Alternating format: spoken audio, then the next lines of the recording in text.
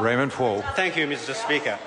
Mr. Speaker, the Kiwi dream of home ownership is dying, and the hope for resuscitation by this National Act government looks very bleak. I must congratulate Annette King and David Parker. Both in their constructive contributions addressed the issues, not politics. Kiwi Build, following on Kiwi Saver and the Kiwi Bank, together with other Labour policy initiatives, will play a very positive role in helping make our future brighter for all New Zealanders. One flow-on issue, Mr. Speaker, would be the building law reform.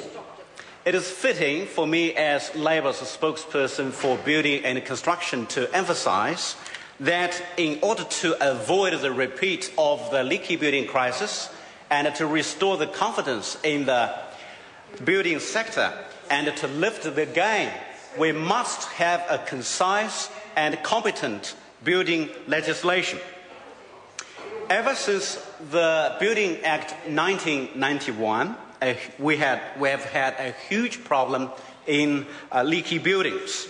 As emphasized many times, we're talking about the issue not to apportion blames, but to make sure we all have learned the valuable lessons from the past.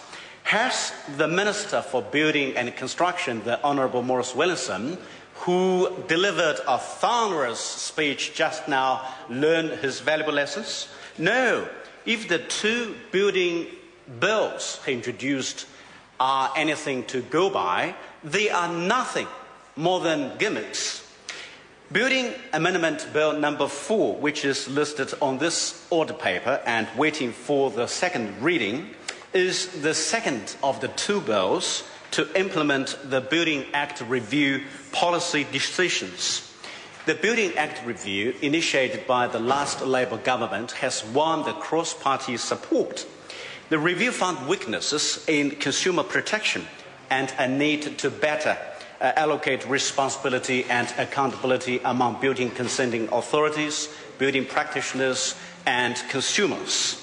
But all the answer from that building and construction minister was to fail almost the entire sector and the three relevant parties who are now exposed to some extent financially.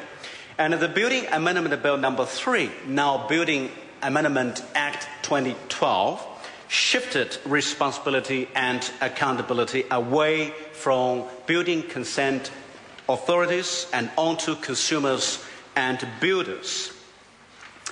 CCC is no longer CCC.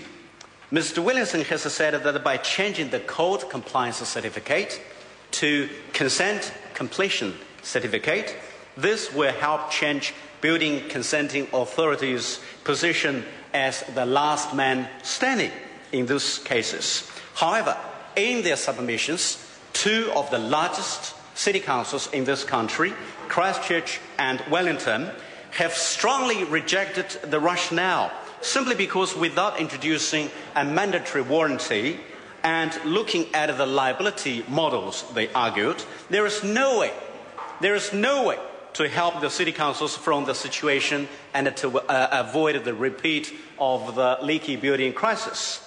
Worse still, homeowners will have fewer remedies, if any, if they are left in the lurch by unscrupulous shell companies.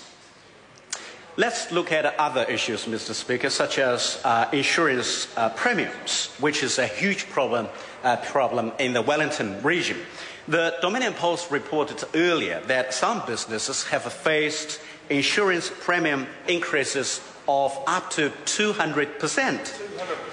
200%, and earthquake-prone buildings, product warranties, consumer protections, the list can go on and go on. But for the Minister, all important matters were referred to the Law Commission.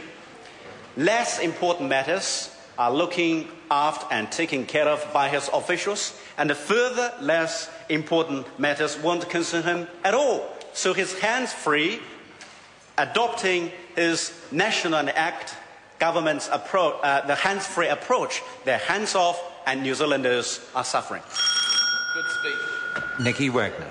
Thank you very much, Mr. Speaker. The celebration today of The Hobbit is a celebration of talent. It's a